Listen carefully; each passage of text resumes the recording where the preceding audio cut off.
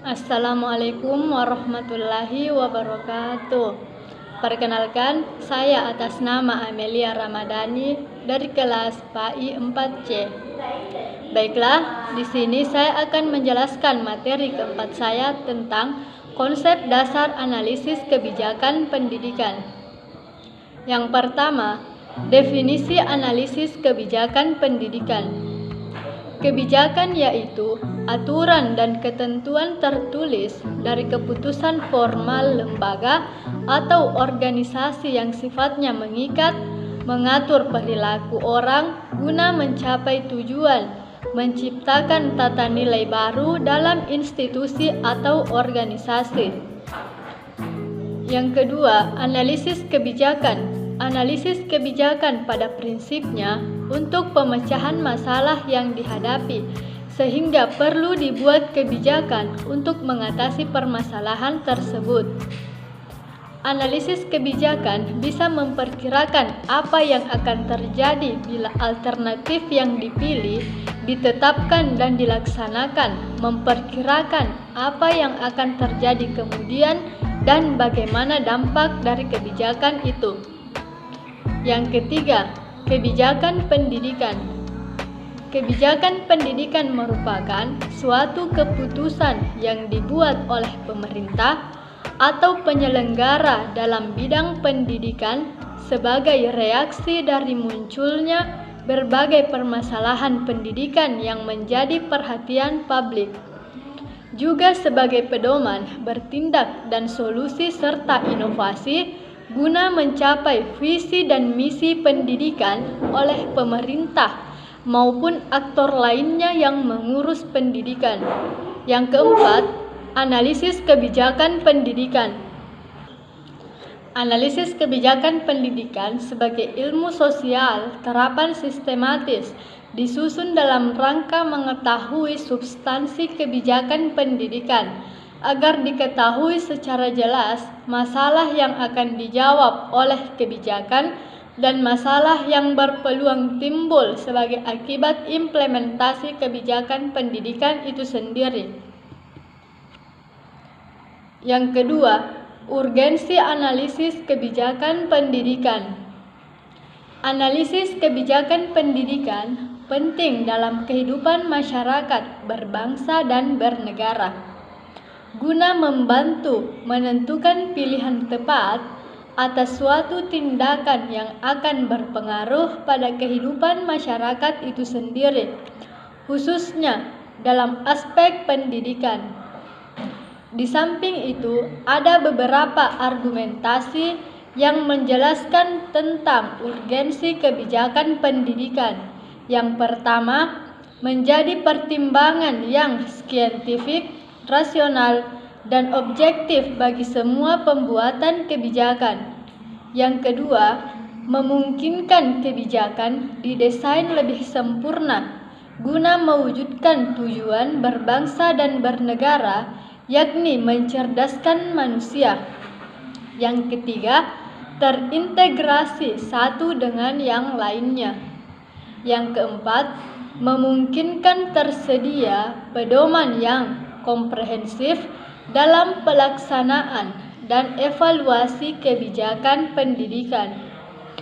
Yang kelima, memberikan peluang yang lebih besar untuk meningkatkan partisipasi orang tua siswa dan masyarakat. Yang ketiga, fungsi analisis kebijakan pendidikan. Adapun beberapa fungsi dari analisis kebijakan pendidikan. Yang pertama, mencapai ketertiban layanan pendidikan. Yang kedua, menjamin hak asasi setiap warga mendapatkan layanan pendidikan. Yang ketiga, program kegiatan layanan pendidikan berjalan efektif.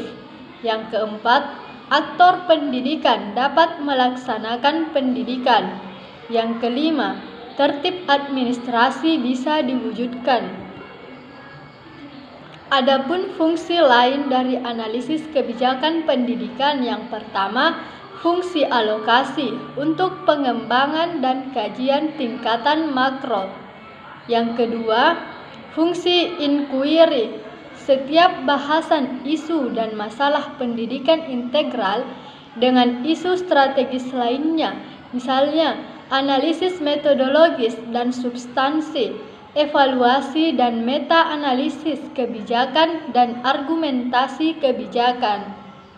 Yang ketiga, fungsi komunikasi bagi pihak terkait, misalnya pembuat keputusan, perencana dan pengelola, peneliti, pelaksana dan masyarakat sebagai pelanggan pendidikan.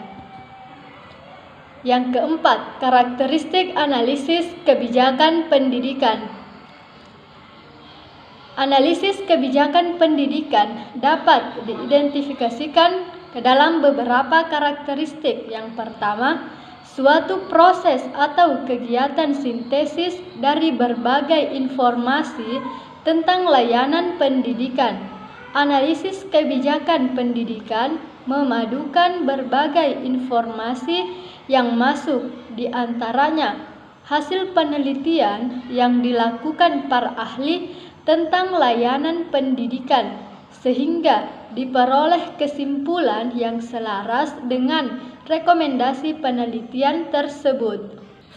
Yang kedua, informasi menjadi sumber utama kajian analisis kebijakan, yakni keluaran hasil penelitian. Hasil-hasil penelitian analisis kebijakan merupakan output dari proses pengolahan data penelitian yang siap digunakan membantu pengambilan keputusan serta desain kebijakan pendidikan.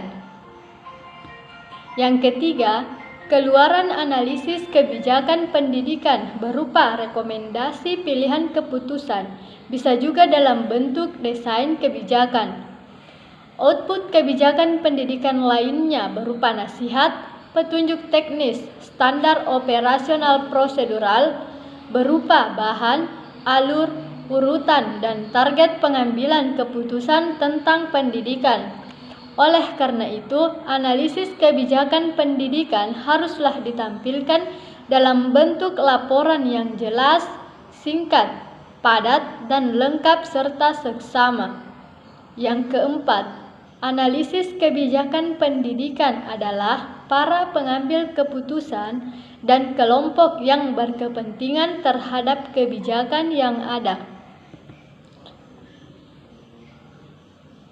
Adapun karakteristik analisis kebijakan pendidikan secara khusus, yang pertama, memiliki tujuan pendidikan, di mana analisis kebijakan pendidikan harus memiliki tujuan jelas, terarah untuk memberikan kontribusi pada penyelesaian masalah pendidikan yang fundamental.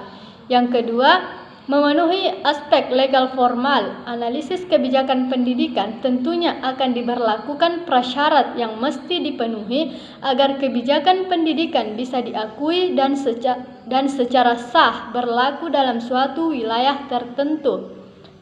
Maka kebijakan pendidikan mesti memenuhi syarat secara konstitusional sesuai jenjang hierarki konstitusi yang berlaku di setiap wilayah hingga ia dapat dinyatakan sah dan resmi berlaku di seluruh wilayah tersebut.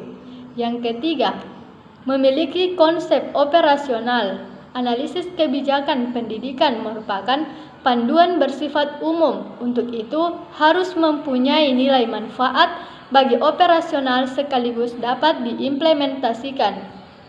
Yang keempat, dibuat oleh yang berwenang. Kebijakan pendidikan semestinya memiliki kewenangan untuk memaksa pihak terkait sehingga tak sampai menimbulkan efek kerusakan pendidikan dan lingkungannya. Yang kelima, dapat dievaluasi. Analisis kebijakan pendidikan hakikatnya tak luput dari berbagai keadaan yang sesungguhnya perlu ditindaklanjuti. Jika memiliki kebaikan, maka perlu dipertahankan bahkan dikembangkan. Yang keenam, memiliki sistematika analisis kebijakan pendidikan menjadi sebuah sistem. Oleh sebab itu, harus memiliki sistematika yang jelas, representatif, menyangkut segenap aspek yang ingin kelola olehnya. Yang kelima, nilai-nilai analisis kebijakan pendidikan. Menurut Anderson dalam buku Irfan M. Islami menyatakan kebijakan memiliki nilai-nilai. Yang pertama, Nilai politik mencakup kepentingan kelompok dan golongan dan tempat beraplikasi pada aktor kebijakan pendidikan. Yang kedua, nilai organisasi mencakup mempertahankan keberadaan organisasi pendidikan. Yang ketiga, nilai pribadi mencakup nilai seseorang karena sejarah kehidupan pribadinya. Yang keempat, nilai kebijakan mencakup nilai moral, keadilan, dan kebersamaan. Yang kelima, nilai ideologis mencakup nilai yang terkoneksi secara logis, membentuk alam pikiran tentang dunia dan menuntun tindakannya. Baiklah, itulah penjelasan dari saya. Sekian dan terima kasih. Assalamualaikum warahmatullahi wabarakatuh.